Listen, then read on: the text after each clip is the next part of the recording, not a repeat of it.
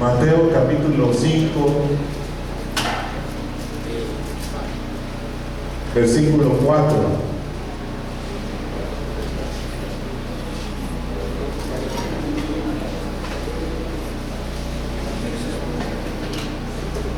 Mateo capítulo 5, versículo 4.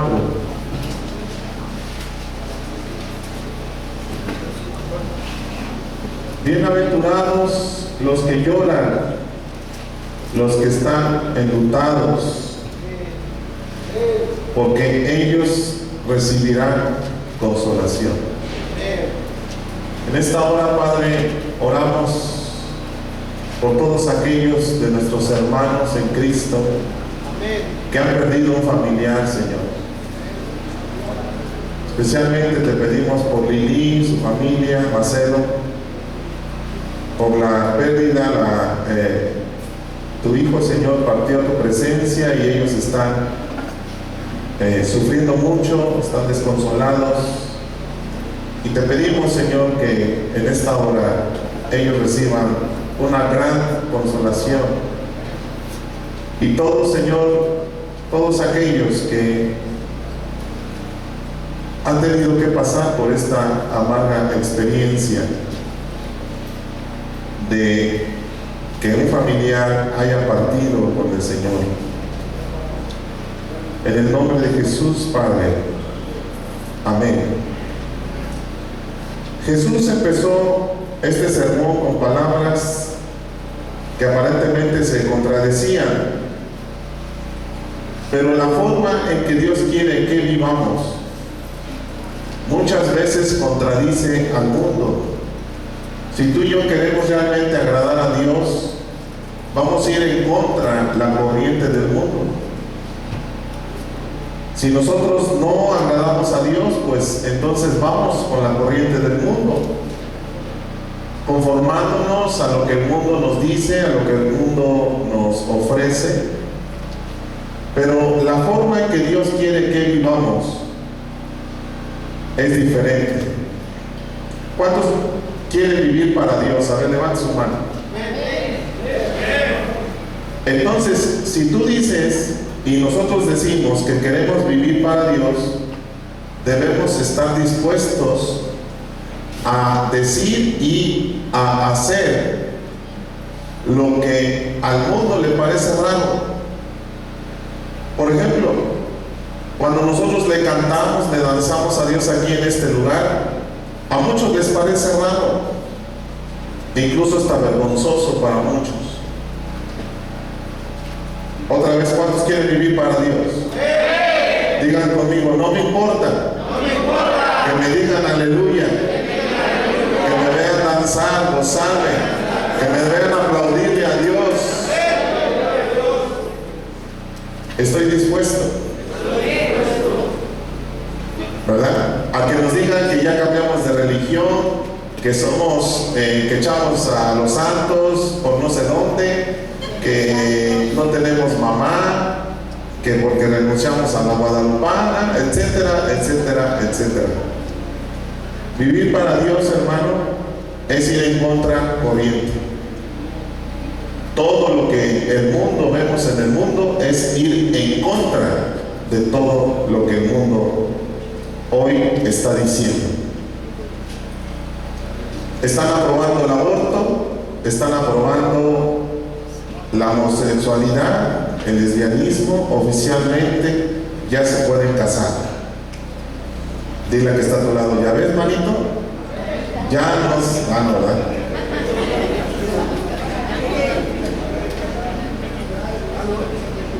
Porque, escucha bien, la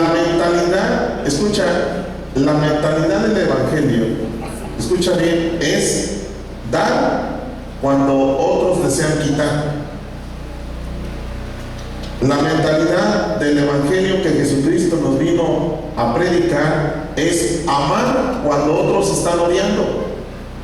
Eso es ir en contracorriente. Es ayudar cuando otros están abusando. Por ejemplo, cuando empezó la pandemia, ¿cuánto costaba un cubrebocas? No. Bueno, antes ¿cuánto costaba un cubrebocas? Y llegaron a costar 60, 70.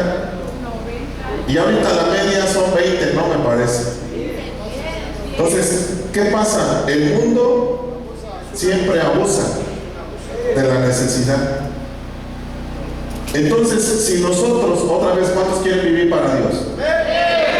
Si tú y yo queremos vivir para Dios, algún día vamos a recibir los tesoros en el cielo que Dios ha reservado para los que le aman. ¿Y qué va a pasar con los mundanos? Se van a quedar en cero. En cero.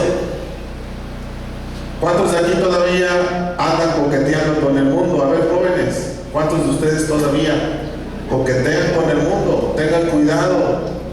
¿Por qué? Porque se van a quedar en cero. Se van a quedar en nada. Yo te invito, joven, a que tú vayas contracorriente, que hagas un voto por Jesucristo, porque tú lo necesitas, aunque digas que no. ¿Qué significa, hermanos, llorar? Llorar no debe interpretarse como ese sentimiento que se les arranca a nosotros cuando estamos bajo presión de los males de la vida. Por ejemplo, ¿cuánta gente hoy llora por la pandemia? Por la escasez, por la pérdida del trabajo. Fíjate, el bienaventurado los que lloran no se refiere a estas personas que están llorando por lo que les está pasando. Y tampoco significa el llorar porque estamos fallando, estamos pecando y nos sentimos mal. Eso se llama remordimiento. Digo, amigo, remordimiento. No, llorar, como dice Jesús en su palabra, no es ese llorar. Evidentemente es un sentimiento, sí, pero produce el sentirnos pobres espiritualmente, necesitados de Dios. Entonces, llorar significa cuando tú te angustias, lloras por la presencia de Dios, porque tú anhelas su presencia. Lloras porque lo necesitas, porque dices: Señor, si tú no estás conmigo, yo no quiero seguir adelante. Y ahí se juntan las dos bienaventuranzas. Bienaventurados los pobres, porque de ellos es el reino de los cielos, y bienaventurados los que lloran, porque ellos recibirán consolación. Entonces, vamos a comprender qué significa realmente esto, lo que estamos diciendo. Lloras porque anhelas la presencia de Dios, porque no puedes estar un minuto sin su presencia, porque ya experimentaste qué significa estar sin Dios. ¿Cómo estábamos antes de estar sin Dios, hermanos? Muertos espiritualmente. Ahí sí llorábamos, pero no como dice aquí. Llorábamos porque el pecado nos había llevado al hoyo. Llorábamos porque estábamos tristes, ¿sí? Pero ahora nuestro lloro es diferente. Ahora lloramos si no tenemos a Dios en nuestra vida, en nuestro corazón. ¿Por qué? Porque es duro, hermano, separarse de Dios. Es muy duro, es muy difícil.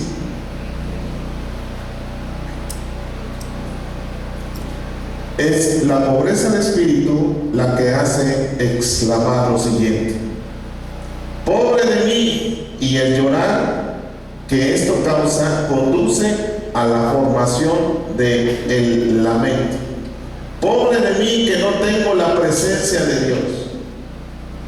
Yo quiero hacerte una pregunta en esta noche. ¿Cuántos de ustedes se sienten vacíos de la presencia de Dios? Levanta su mano. Sinceramente, ¿verdad? Entonces, bienaventurado el que llora por esa situación, porque está sufriendo, porque está hueco, está vacío, porque no hay nada que lo llene, porque a pesar de que tiene muchas cosas, tiene una gran soledad, no hay nada que lo llene. Para él un día soleado es como cualquier día. No le encuentra la bendición de un día soleado, de un día con viento como el día de hoy. En esta región mucho aire estaba soplando durante el día, pero el que está vacío de Dios dice: ay, hace mucho aire, hace mucho frío, pero no le encuentra una razón de ser. Vamos a Isaías capítulo 61, Isaías 61 y versículo 1.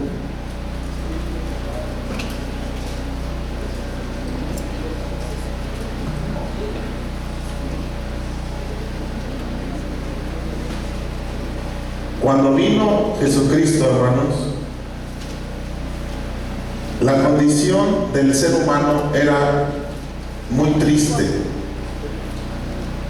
La condición del ser humano estaba muy caída en ese tiempo y lo sigue estando el día de hoy. Entonces Jesucristo tuvo que venir y darnos esta declaración que dice aquí: el Espíritu de Dios está sobre mí. Jesucristo, hermanos, cuando estuvo aquí en la tierra, Jesús de Nazaret, Él estaba lleno del Espíritu de Dios. Y vino para dar buenas noticias a los pobres. ¿Cuál es esa buena noticia al día de hoy para nosotros? Que tú y yo podemos tener comunión con Dios por medio de Jesucristo. Que el día de hoy nosotros podemos ser consolados, podemos ser llenos, podemos gozarnos en la presencia de Dios. Esa es una buena noticia que a partir de hace 2000 años Jesucristo vino a dar. Ahora yo vengo a estar con ustedes todos los días hasta el fin del mundo. No los voy a dejar. Todos los días voy a estar con ustedes. Los voy a acompañar. Mis ángeles van a estar guardándolos, peleando la batalla en contra de demonios que quieren venir a atacar tu vida. ¿Sí? Como en la semana alguien me habló y me dice: pastor, hay que ir a orar por una persona que en su casa tiene un negocio, pero está mal. Está mal. ¿Por qué? Porque siente presencias demoníacas, porque su esposa ya no quiere vivir ahí en su casa, porque algo está sucediendo. Y nosotros, hermanos, tenemos que ir y darles esa buena noticia. ¿Sabes qué? Jesucristo ha llegado a tu vida. Y a partir de hoy, todo tu ser, toda tu vida, todo lo que eres se va a empezar a iluminar.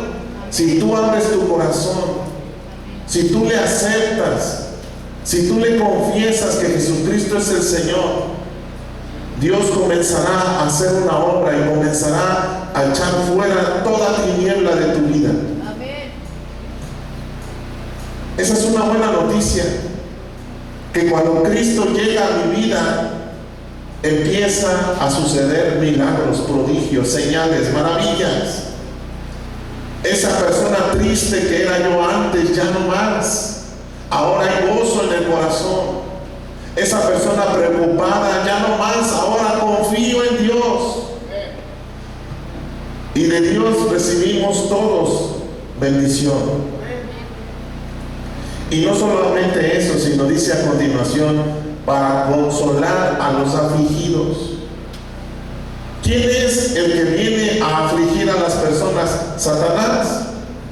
Es el que viene a afligir a las personas con adicciones, con yugos, con relaciones ilícitas. En muchas situaciones viene a afligir Satanás al hombre.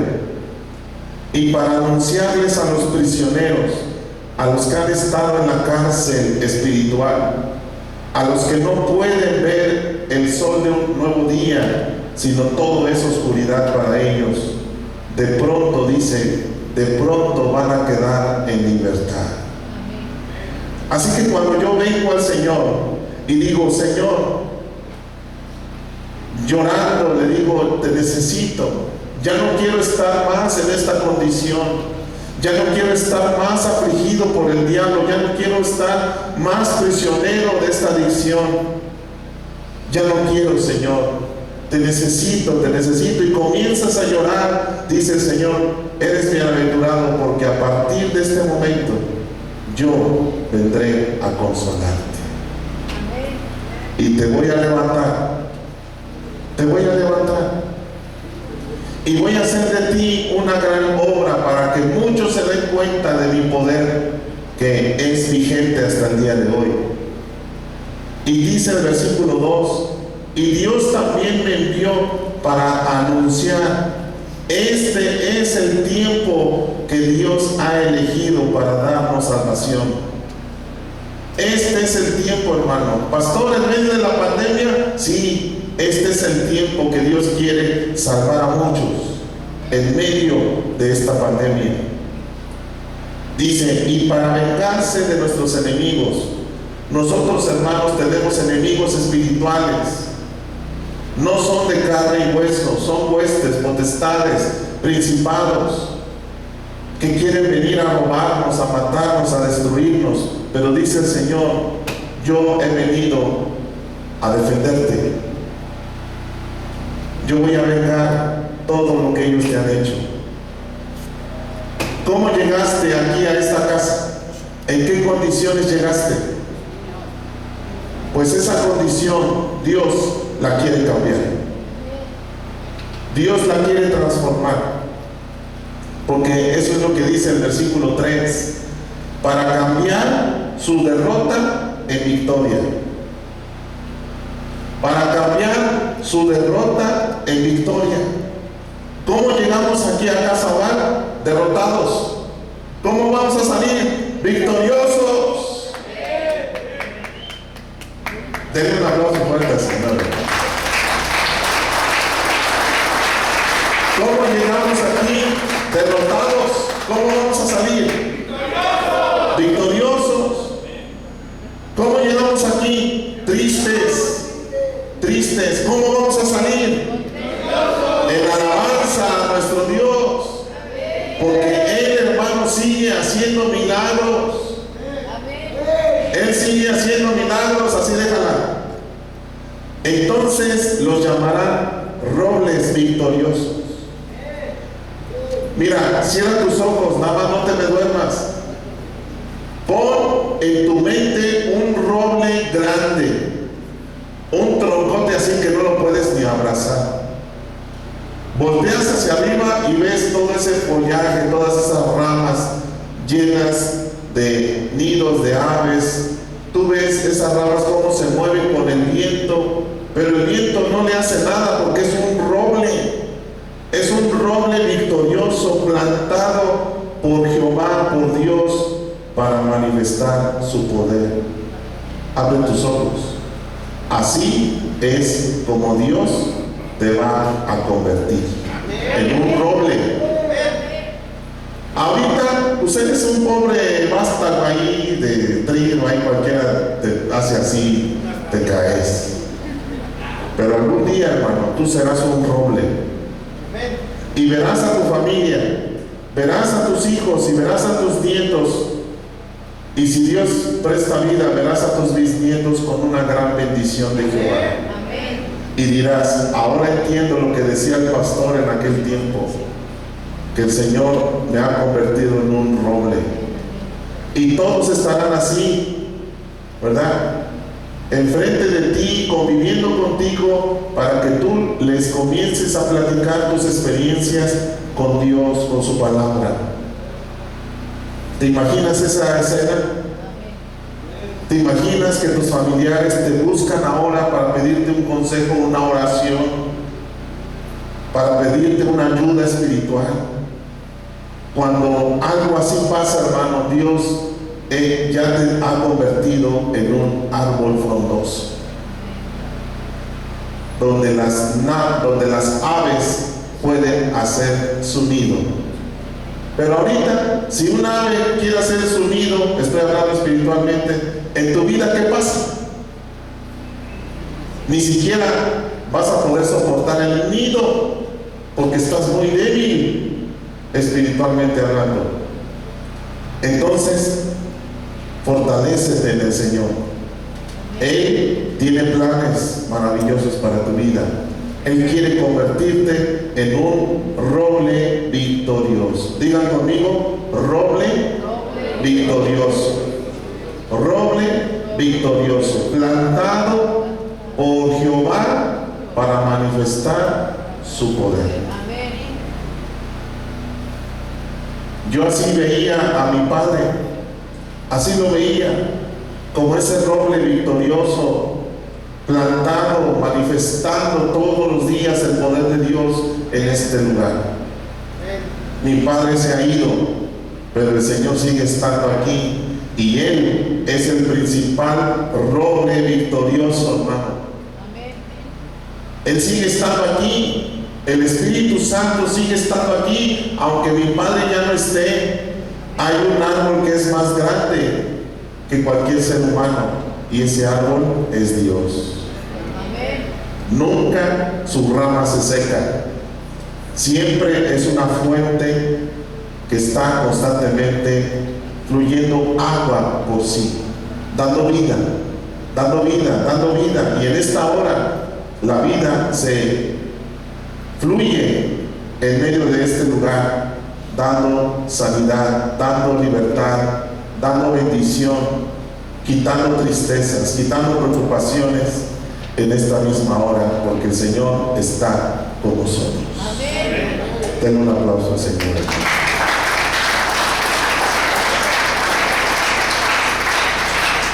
Vean lo que dice Isaías 66 y versículo 2, Isaías 66, 2. Qué hermosa es la palabra del Señor. Isaías 66, versículo 2.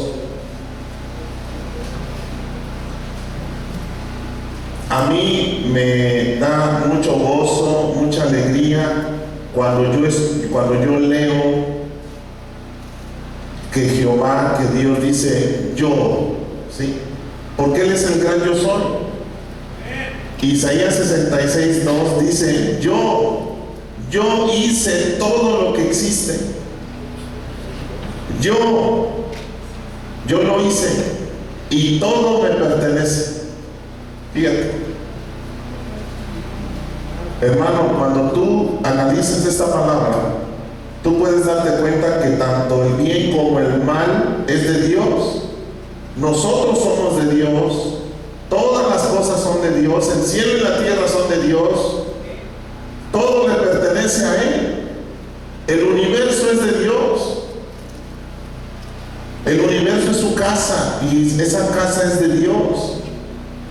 Y Dios continuó diciendo, fíjense, me da gozo, me da mucha alegría cuando el Señor afirma de esta manera yo, porque cuando dice yo quiere decir, hermano, que lo que Él dice es cierto, que lo que Él dice lo cumplirá, que el tiempo pasará y el Señor llevará a cabo lo que ha dicho. Yo miro con bondad a los pobres y afligidos. Es decir, cuando nosotros vamos delante de Dios y le decimos, Señor, te necesito, estoy vacío, estoy llorando porque te necesito, dice, Él ve a los pobres y afligidos, dice, que respetan mi palabra. Es decir, que cuando nosotros nos acercamos de esta manera a Dios, queremos cumplir sus mandamientos, queremos hacer su voluntad. No venimos con una actitud rebelde, porque en primer lugar los rebeldes no pueden acercarse a Dios. Y Dios, dice la palabra, los mira de lejos.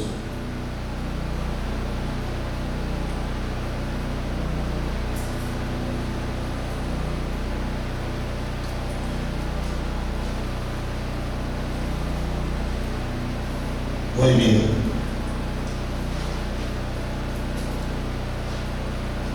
Sigamos entonces. Segunda de Corintios, capítulo 1 y versículo 4.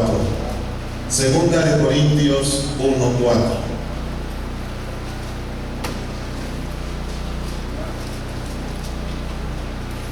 ¿Tú crees, hermano, que Dios no conoce tus dificultades? A ver, ¿cuántos de aquí tienen problemas ahorita, dificultades? Levante su mano. Bueno, quiero decirte una buena noticia, hermano. Dios sabe las dificultades que estás pasando. Y dice aquí, cuando, segunda de Corintios 1:4, ¿ya lo tienen? Cuando tenemos dificultades o cuando sufrimos, ¿qué dice? Nos consuela. Dios nos ayuda, Dios nos consuela. Hermano, los que levantaron la mano, quiero pedirte que pongas atención, porque Dios viene a consolarte. Tienes que mirar de qué manera Dios te está consolando. En esta noche, cuando estés ahí acostado, medita de qué forma el Señor está acercando su consuelo. No va a ser como tú estás esperando el consuelo. Va a ser como Dios te va a dar su consuelo. ¿Por qué, hermano? Muchas veces nosotros queremos que Dios haga lo que nosotros pensamos o queremos, pero el Señor muchas veces no va a hacer como nosotros pensamos. Por eso tenemos que estar bien atentos de ver de qué forma el Señor nos está consolando y aceptarla con gratitud, porque es la forma en que Dios hace las cosas, no como nosotros queremos, porque no es nuestra voluntad, hermano. Dios no se sujeta a nuestra voluntad. Nosotros somos los que tenemos que sujetarnos a su voluntad. Jesús en el Getsemaní, ¿qué dijo? Dios mío, si es posible, que pase de mí este trago amargo, porque me siento una tristeza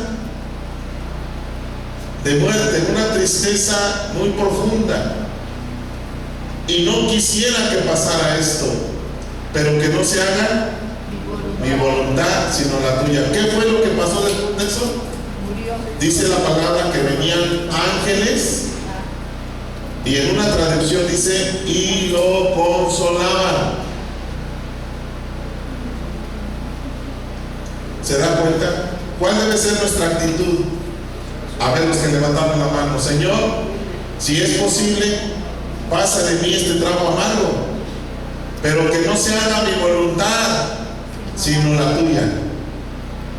Y si tú tienes esa actitud, hermano, van a venir ángeles a consolarte. Amén. De igual manera como lo hicieron con Jesús. ¿Por qué, pastor? Porque los ángeles son servidores de nosotros, pero nosotros no tenemos que darles órdenes, porque las órdenes se las da Dios. Nosotros tampoco tenemos que invocarlos, porque quien nos manda es Dios, no nosotros. Entonces, pastor, no que están a nuestro servicio, sí, pero no.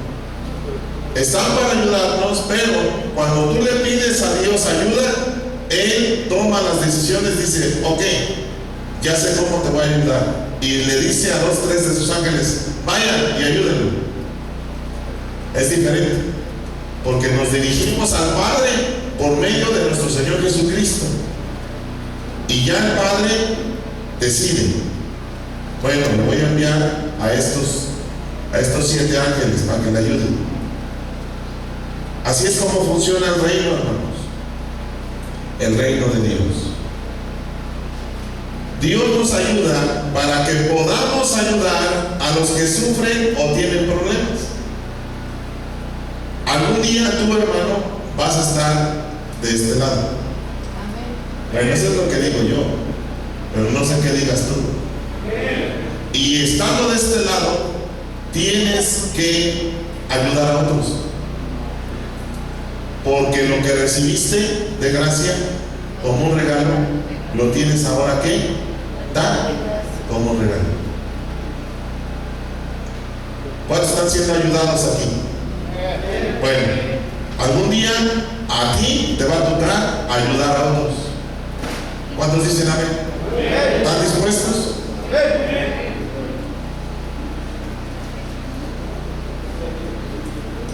Vamos a terminar en el Salmo 51. Este salmo, hermanos, es muy precioso, muy hermoso este salmo.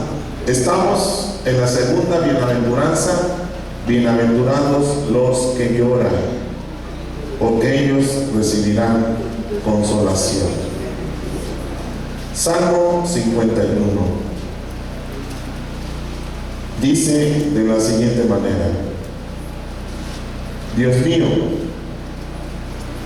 tú eres todo bondad, ten compasión de mí, tú eres muy compasivo, no tomes en cuenta mis pecados.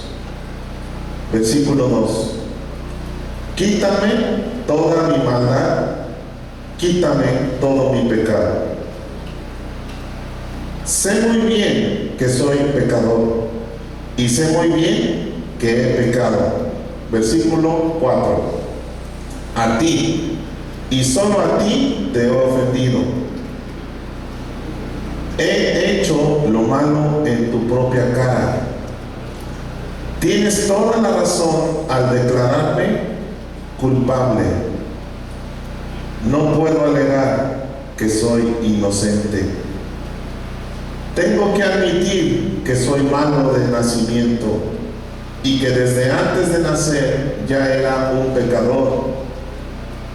Tú quieres que yo sea sincero, por eso me diste sabiduría.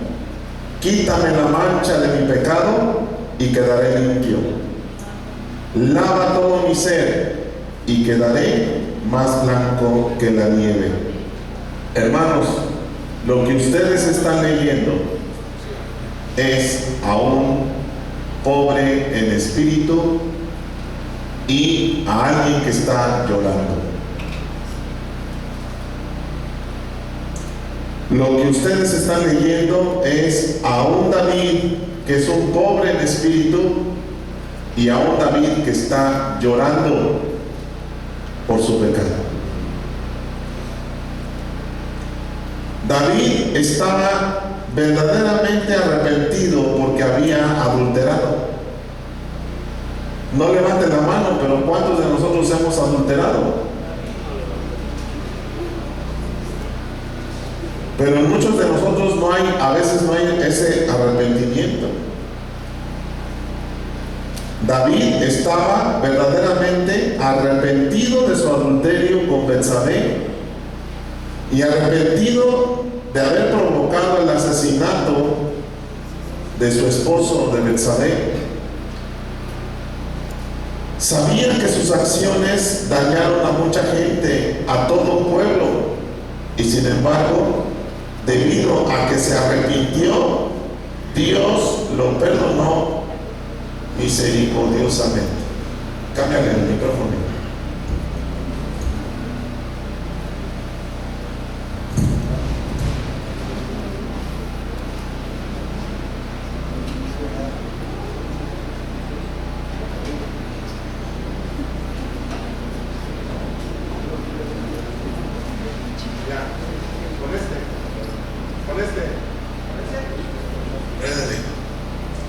Dios lo perdonó misericordiosamente.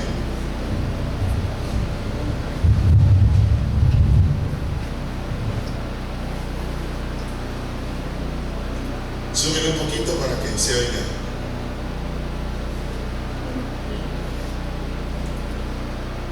¿Se dan cuenta? La actitud que tenía David. Esa es la actitud que nosotros debemos tener, hermanos, todos los días. Porque todos los días fallamos, ¿sí o no? Necesitamos darle una buena motivación al del sol. con una varita. Ningún pecado, escucha bien, ningún pecado es demasiado grande para que no, está muy chillón, hijo, para que no reciba perdón. Repita conmigo, ningún pecado es demasiado grande para que no reciba perdón. Todos los pecados, hermano, Dios los perdona. Todos los pecados Dios los perdona. Dios puede perdonar cualquier pecado y Él lo hará. Sin embargo, bájale, hijo, bájale. Sin embargo, aunque Dios nos perdona, no borra las consecuencias naturales de nuestro pecado. No las borra. A veces es una carga, hermanos. Pero precisamente todos los días tenemos que tener esta actitud delante de Dios, como lo hizo David. Contra ti, Señor, solo contra ti he pecado, he hecho lo malo, aún desde el nacimiento soy un pecador. Desde antes de nacer, fíjense hasta dónde se humillaba David.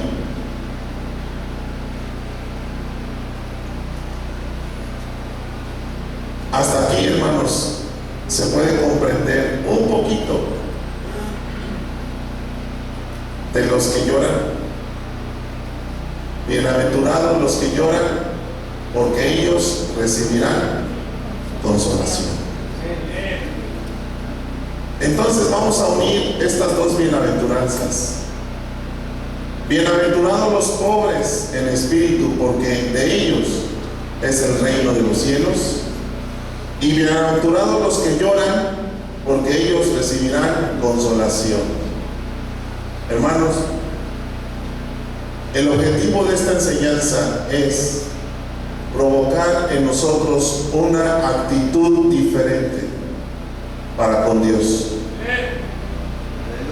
Una actitud de humildad todo el tiempo.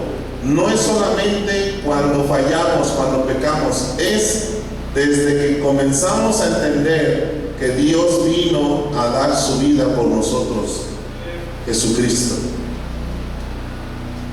Todos los días tenemos que fomentar esta actitud.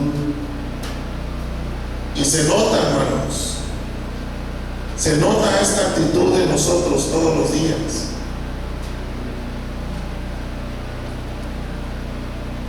Tenemos que buscarla, tenemos que alimentarla, tenemos que fomentarla. ¿Por qué, hermano? Porque a veces se nos olvida de dónde nos sacó el Señor. A veces cuando empezamos a llenarnos de orgullo, de soberbia, en ese momento, hermano, todo esto ya se perdió.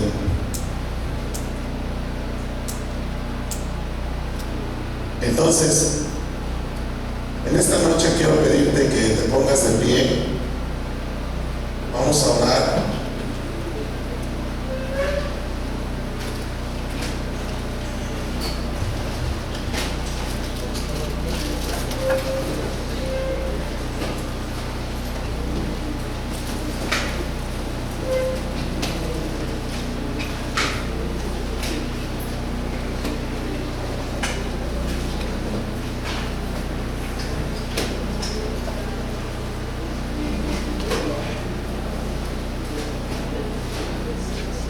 Cierra tus ojos, no platiquen, todavía no terminamos, no platiques.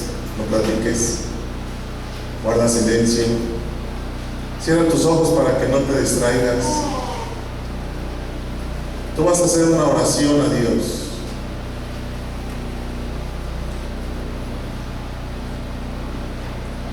Con respecto a lo que hemos visto en estos dos temas, vamos a pedirle al Señor que nos ayude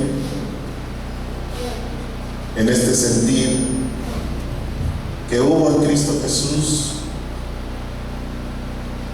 que se humilló a sí mismo.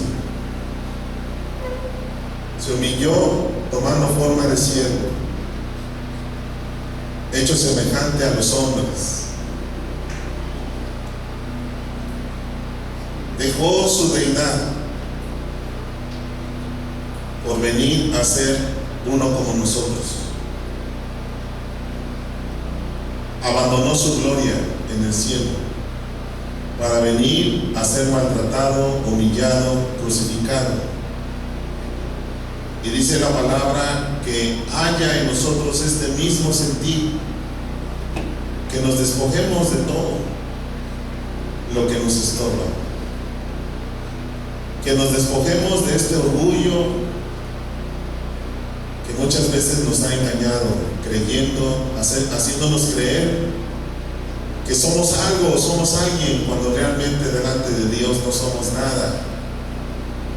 Y que si algún día llegamos a ser algo o alguien, es por el Señor, por su bondad, por su misericordia. Así que en esta hora, humillémonos delante de la presencia de Dios. Yo veo a muchos jóvenes rebeldes. Yo veo también a muchos papás que todavía no aceptan la verdad que está en la palabra. Y yo quiero hacer un llamado hacia la humildad, a que podamos realmente reconocer a Dios, reconocer que le necesitamos, que somos tan débiles, que somos tan pequeños, incluso tan ignorantes de Él, de su palabra, de su presencia, que en esta hora, como dice el Salmo, ten misericordia de mí, oh Dios. He pecado, Señor.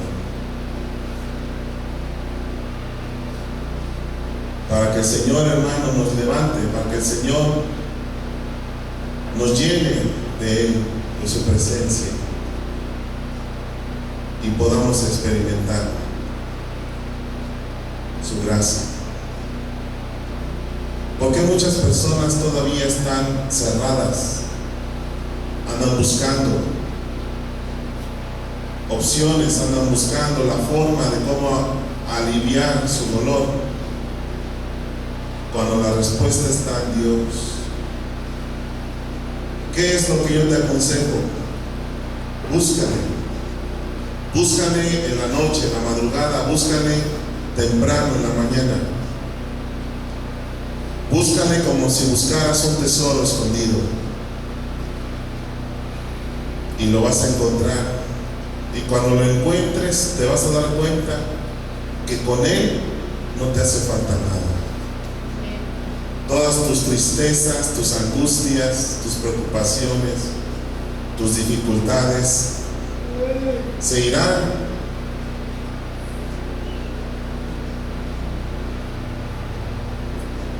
Quedarán totalmente disminuidas por la presencia gloriosa del Señor.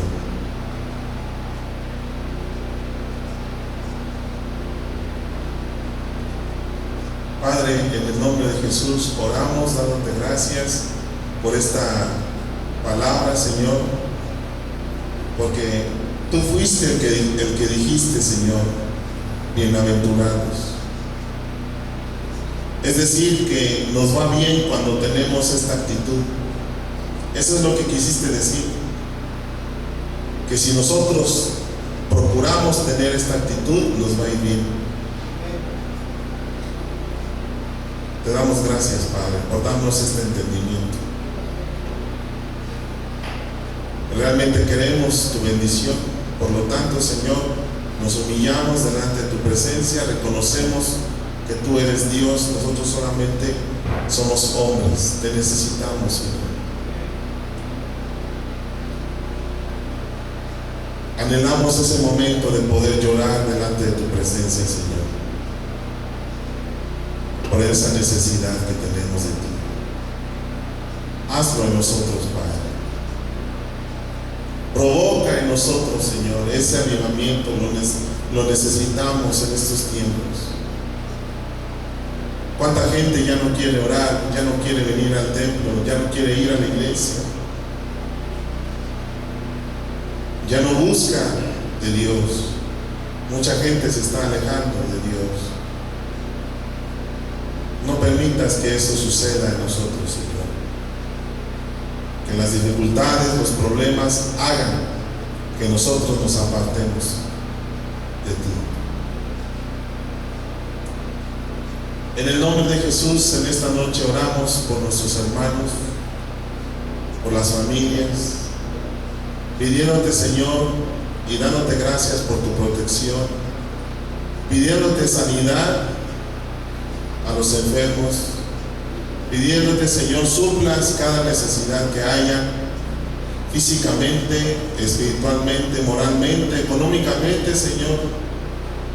Te pedimos tengas misericordia de nosotros y suplas, sobre todo aquellos, Señor, que han confiado en ti, porque dice tu palabra que quien confía en ti, tú no lo dejarás, no serán avergonzados. Todo esto lo creemos, Señor, en el nombre de Jesús. Amén. Dios les bendiga.